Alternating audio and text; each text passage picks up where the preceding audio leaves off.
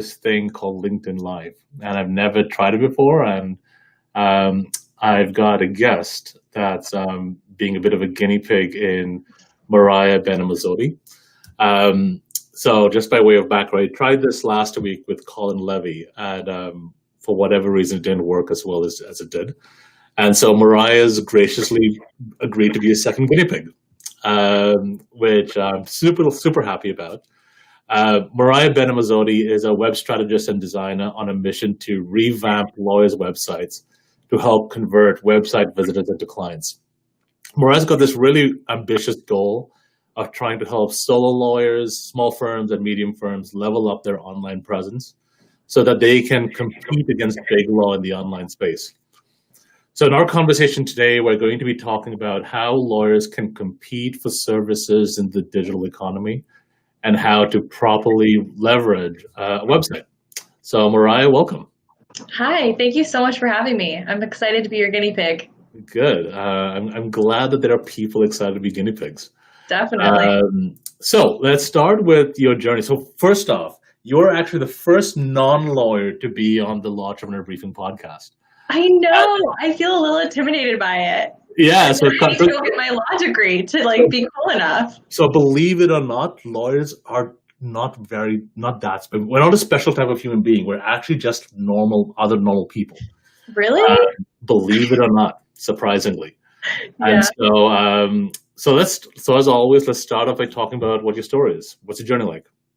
Yeah, so I have a bit of a weird online entrepreneur journey. So I got my degree in education from USF, University of South Florida, in 2016. Immediately left to go teach overseas because I didn't want to teach in the States. So actually lived on a hospital ship in West Africa for 2 years, transitioned back to coming back home, actually got a job in public school. Didn't like it. I felt very overwhelmed. I felt like I wasn't empowered to do my job well. Just super frustrated, really it was just this huge disconnect between being an educator and an advocate for my students. I just felt like I couldn't do it. And I was like, okay, what are my values? I really had to assess myself and be like, what do I actually want out of life? What do I want out of a career? What do I want for myself and for my family? So I took a huge step back and I was like, I want to freelance and I want to figure out what this means and what this looks like. And so that's why I started to become a website strategist and a designer, because I was like, I want to advocate for people. I want to educate them on something that's really scary, but super important to any type of business in this online space. So that's kind of like my soundbite of my weird journey.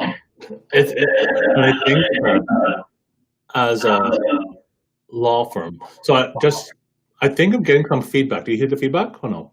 Is there feedback here? I see Annette's comment. Oh, no, there's feedback. I don't hear any feedback in terms of sound. No. That's it's fine. on my end. It's all good. Again, guinea pigs. Yeah.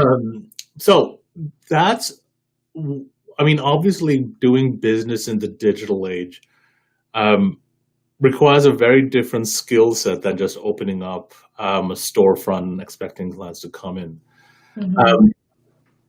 What made you decide to go on the journey saying, look, as I'm trying to figure out what I want to do, I want to focus on the digital space as opposed to any other type of general marketing?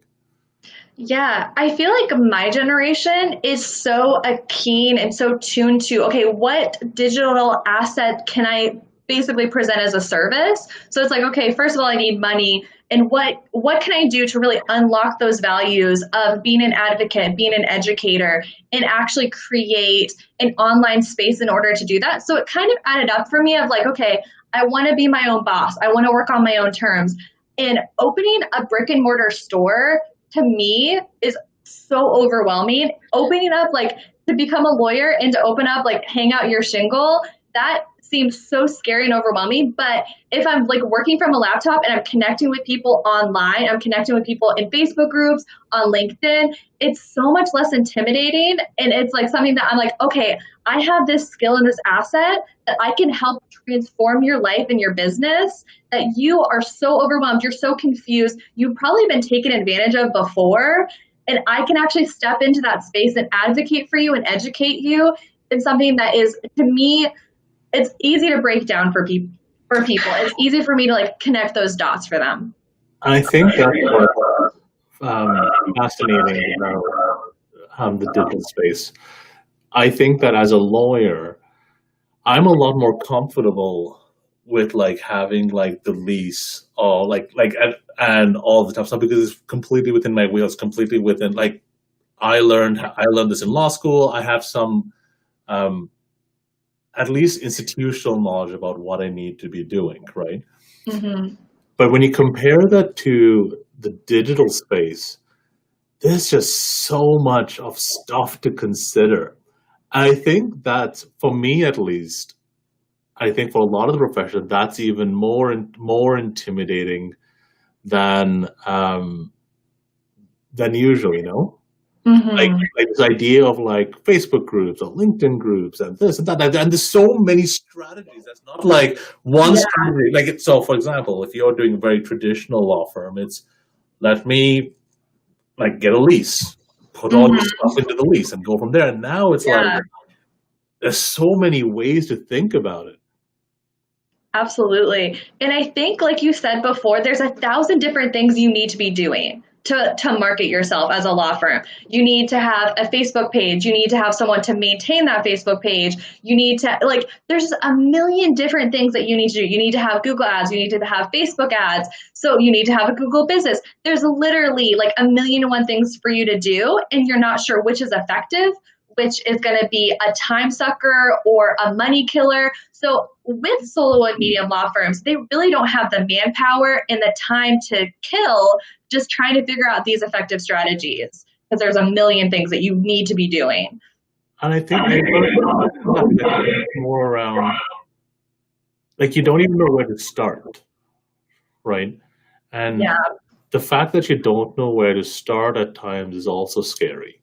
Mm-hmm. Um, and I mean, so for example, like what makes a good website and what makes a good website to serve clients? I mean, if you're at the starting point of starting a firm and building out your firm, I mean, where is a good starting point to go to? I mean, like what we the first starting point, the first step to do. Yeah. The first step is assessing, okay, like what do I need in a website? And I think there's a couple things you need to get clear on is like who am I serving and how am I serving them? And you need to be as visible as humanly possible on your website. Like I audit frequently law websites and law firm websites, and there's really telltale signs of like, okay, you need to just above the fold. So like the first thing that your visitor sees needs to be a photo, and on top of that photo needs like it's a banner photo. On top of that photo needs to say exactly what you do, very very clearly. Yeah. And I see that a lot. That's like mistake number one. The other thing I would say is search whatever type of law you do and say best website. So Google, commercial litigation, best website 2020. Right. And model after that because they're super, super clear on who they serve and what they do. And that's the first thing that your visitor needs to see. So that's just a simple, really, really simple thing that you can do. And if you're going to a web designer, they might not necessarily look at that strategy. They're just trying to get you a good website. They're not trying to give you an effective website. So that's definitely a disconnect as well.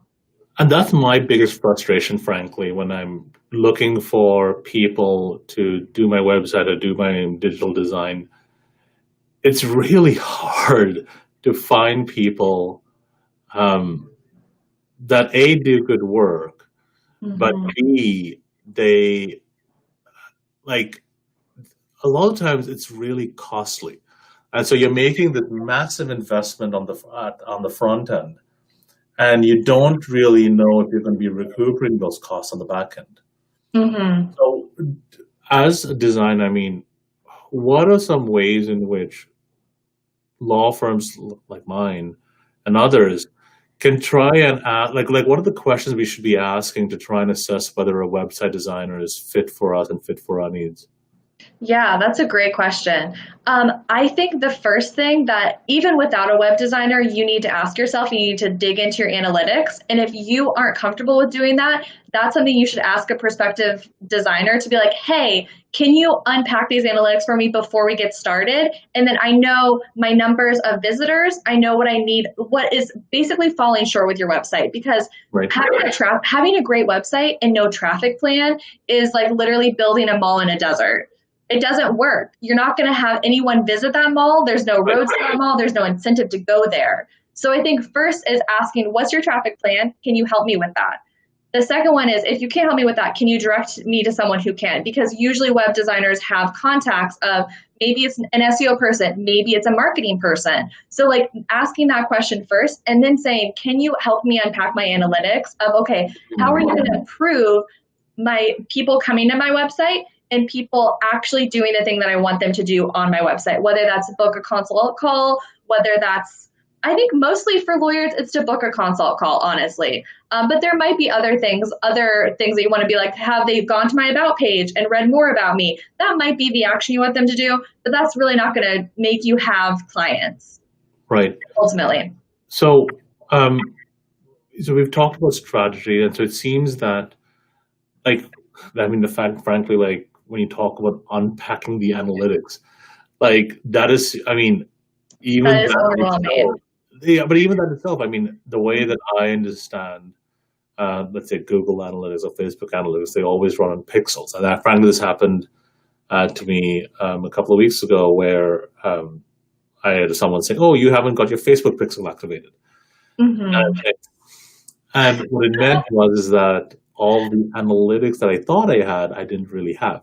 Mm-hmm. And I think, where do you get started? I mean, knowing what analytics to look for is one thing. I mean, where do you get started about finding out where your analytics are? Like, what does analytics look like? Yeah, that's a great question. So if you have a WordPress website, there's a lot of great plugins you could use for analytics there, but you would just have to look for them. So I think like WordPress Analytics is a really common one. Even obviously running Google Analytics is a very powerful tool. Even if it isn't a WordPress website, you can easily run analytics. Like if it's a Squarespace or a Wix, they have built-in analytics. You just need to look at it and you need to see, okay, in the last month, how many visitors have I had? Is it over 100? If you're a smaller medium law firm, it needs to be over 100, essentially. That's your first hurdle that you need to go over. And if you don't have 100, what marketing channels do you need to unlock? So that's something that you need to ask yourself. Your web designer isn't probably going to be able to answer those questions. I do more of a holistic because I'm working with the little guys. I need to wear different hats. So definitely Google Analytics. There's a couple of things, not to be too technical and not to overwhelm, but looking at your load speed of your website. So Google says that you need to have a website that loads within 2 seconds or you're going to lose a majority of your visitors. And Wow. it's powerful. And Google itself, its goal is to have 0.5 seconds load time. And I have a plugin that looks at it, and it is so accurate. Like every Google site is under 5 seconds, or not under 0.5 seconds, so half a second. Wow, that's crazy. Yeah. So again, going back to how we started this conversation, if you're a new lawyer and you're trying to figure out how to do business, none of this type of stuff is taught in law school. And it's a completely new, different type of visibility that we're talking about. When we're trying to figure out the new way of doing business. And frankly, not even just law school, I think just business school or whatever. Like it's a completely new way of doing things that universities and colleges don't really teach. Right? And it's stuff that you just learn just from those around you or through whatever courses you take.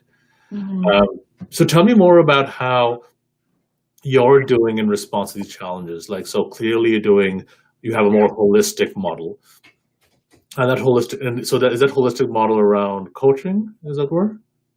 A little bit of both, because what I've noticed, because I try to look and see, okay, other law firms have been burned by developers and by designers before. I hear this a lot of like, they handed me this website that I had no idea how to manage. I had no idea how to maintain. So I'm looking at that feedback and I'm like, okay, they did something that was not serving their client at all. They gave them a super confusing website. It looks like alien to them. They don't know how to even change a photo or update their about section, none of it. And so I really saw that was locking basically the hands of the people who you're trying to serve. And so part of what I do is I do coaching, I do training, especially afterwards, if they aren't wanting to have me maintain their website, which is absolutely their choice, then I will give them a series of videos specifically to their website for them to understand, okay, this is a section that you can change. Here, if you have a new team member and you want to update your team member section, here's how you do that. And so that is empowering them to change their website and to be less intimidated and overwhelmed. So what are some of the lessons you've learned along the way in doing these websites and law firms? Like, what are some things that you can share with the audience? Yeah, I think what I was saying before is clarity. So the thing that people want is, and this is the reason why I niched down to law firms in the first place, is one time my friend actually got into a bit of he got a really, really high speeding ticket. So he got summoned to court. And we were really far away from home, and he was like, not going to drive 3 hours, take half a work day off. So he was like, I need to get a traffic lawyer to represent me. It's easier. It might be more expensive, but it's easier. I want this to be done and resolved. So he was desperate for a lawyer. And I've only been on lawyer websites that I'm auditing. I've never had to hire a lawyer, thank goodness. But he was desperate, and people are desperate. They're not on your websites for fun. They're not scrolling. They literally desperately need your services. And it's such a shame that there's such a disconnect between how you're able to present yourself and how you're able to be like, hey, I can serve you. I'm a traffic lawyer, versus we don't do this. We do this other thing. And so my friend actually aimlessly searched for hours on just Googling frantically, couldn't find what he needed. And he needed a lawyer, right? And so he ended up calling a firm thinking that was the right type of law. And they're like, no, we don't do that, but we can give you a referral. So it's ironic that he was on 5 to 6 traffic lawyer websites and he ended up calling and getting a referral. So I'm like, you're losing money. Your money is on the table because you're keeping money on the table because there's people who are visiting your websites and desperate for you and they aren't able to hire your services. So I think that's a huge disconnect. I think it's funny because I think when I started a couple years ago, I think the challenge is for lawyers is that, so I talk about this idea called digital infrastructure. Mm-hmm. And it's hard to know, what digital infrastructure you need. But I think the other issue is that a lot of the times lawyers are very transactional with the way they approach their relationship with clients. Yes. And it's funny, I think you said it correctly, every business, I'm not just talking about law firms, let's talk about, generally speaking, the reason for existence, their sole reason for existence is to solve problems. Mm-hmm. And if you're not solving a problem, then you've got to ask yourself, is there really a need for you, right? Definitely. And I think what you're talking about is the idea that a lot of law firms' websites are designed really, really badly. And what you're really highlighting is a lot of lawyers don't understand what are the key components of a website in order to get clients. I mean, like you said, people are leaving money on the table mm-hmm. when your friend goes to a website, doesn't see the information she's looking for, and then leaves. Mm-hmm. What are the key elements of a well-designed website? Let's say the top three key elements. Yeah, I would say that's a really good question. It's hard to boil down, but I'll try. The thing, and this is lawyer specific, so you have to be industry specific. So the thing that I see a lot is tons of text, too much text, and it's overwhelming. I'll go on people's homepages and it's literally just text. And it's like I'm reading a textbook. And I'm like, Yeah. what? So that's definitely a huge one, is like breaking And up. most likely that text is written in a language you can't understand. Yes. Yes. And you're not trying to like, your ideal clients most of the time is not another lawyer. Yeah. Yeah. Right? Like your website has to serve not you, but actually the clients that you want. And I think I see that disconnect a lot, not just with law websites, but with other industry websites. But there's such a common theme of like, I'm not a lawyer, like we said before, and I'll go on these websites and I'll be like, I feel like I'm an intelligent person, but wow, if I need to weed through all this nonsense, what I would consider as a layperson nonsense, I know that it's important, obviously, but I think that's such a huge user experience flaw. And it's just funny, like, I love hearing from lawyers how they perceive lawyers. Yeah. Exactly what you said. Like, it's a whole bunch of nonsense. Whereas for us lawyers, we're saying it's the most critical thing ever. Yeah. And it is, because there's probably case law and some statute you've got to be aware of. Yes. And it's even me in my commercial practice and litigation practice. It's like, my class got me saying, I don't care what the law is. How do I solve it? Like, I just want, like, what do I do? Yes. And, throwing a whole bunch of text and case law on a website doesn't really address that need. Yes, definitely. Now, if you and I interrupted this. So that was one. So having too much text. One, having too much text. And you can, just to not give you all the problems, but you can solve that pretty easily by having text, but having it in like a readable form. So like, I don't know if you've ever seen, I'm trying to give you an example. Like if you've ever seen like an image with like, almost like a process. Like, so you have like an image and like a block of text, maybe 1 or 2 sentences, and then you have an arrow to the next step. Right. So I've seen that on a few lawyers' websites, and it is a great thing for user experience because you're breaking down the text, you're having all the things that you need, but you're actually able to break it down in a way that you're like, oh wow, I'm not overwhelmed. You just are reading 1 or 2 sentences at a time, and it's like, it's leading you through the process. So that's a solution to that, because I know that you need all that nonsense. Yeah. Sorry to use that word. I feel terrible using that word, but it's just how your visitor feels. It's right. Going to be how your website visitor feels. And so that's a way to break it down, is like, I get that you need that on there, but make sure it's in language that is understandable, and you're guiding them through the process of understanding it. So that's a way to solve that. Number 2 is similar to that, but having pictures that aren't blurry.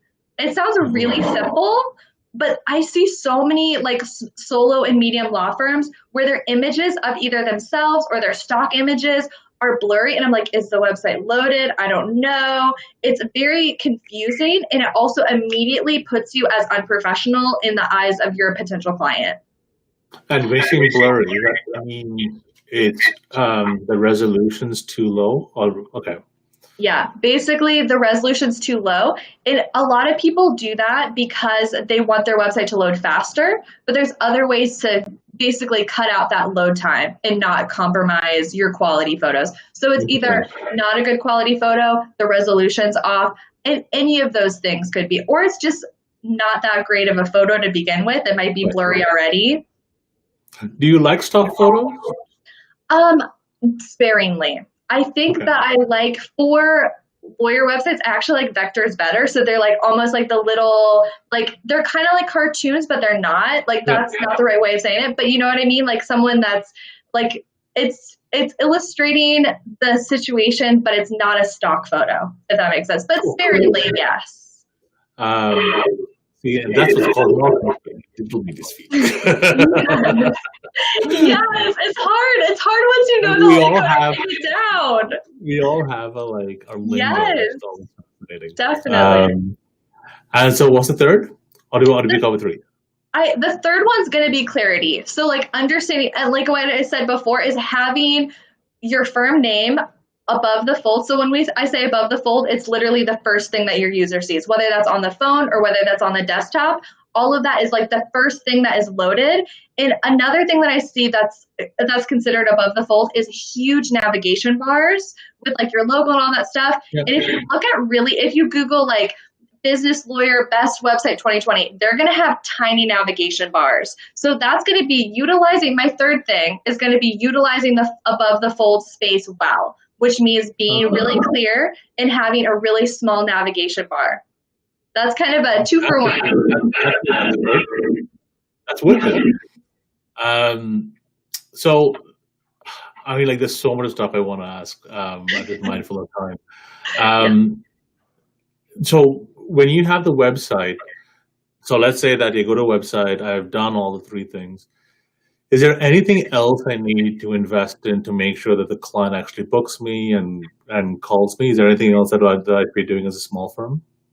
Yeah, something that I really like to go over with potential clients and even clients that I have is, what does the user process look like? So like, they get on your website, so you're just strategizing the user experience. So they click on your website, they like what they see, they enjoy the fact that you are, or not enjoy, but they need you as a business lawyer. You do those things. So you're clear and you are, okay, they're like, okay, now that I need you and I want you specifically, how do I get more information? So the call to action being very clear and on every website.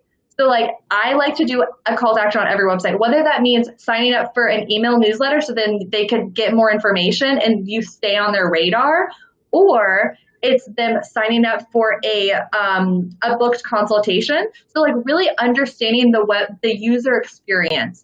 And so at the end of the day, we can add, if your goal is to book a client call, or is your goal to book a free consultation for your user, then we can add a calendar. We can have your calendar hooked up. They don't need to call your secretary or your legal assistant every single time. So like, I think that's the biggest thing, is with kind of immigrating into this online space, having it be like, it can be automated. They don't have to call an actual human being and then she books a calendar and then she gives them the email back. That can all be automated. So understanding that aspect, which could free up your legal assistant to do other things for you, I think is super empowering. I think you're right. I mean, the more I practice law and the longer I've got this practice, knowing process and knowing client journeys is so incredibly important. And I think you're right. I think knowing that your website is simply the so-called gateway drug into the remainder of the process. Mm-hmm. It's not as easy. Like, digital marketing is so hard, but it's all starts with the brand you put out on your website. And it's funny, like, brand wasn't really supposed to be a theme of this podcast, but over and over again, the idea of brand and knowing what you stand for and knowing what you're trying to do has been critical to what I think anyway, how a successful law firm is being built. Moriah, this has been fantastic. Thank you so much for being so generous with your time and sharing your insights. If they want to get in touch with you, how I guess they get in touch with you via LinkedIn? Yeah, LinkedIn would be the best, but I also do have a website that they can check on. And I love giving free website audits. So if anyone that's listening would like a free website audit, they can message me on LinkedIn or go to my website. All right, this is fantastic. Thank you. Thank you so much. I really appreciated being the first non-lawyer on here. Okay. Great. All right, talk soon. Bye.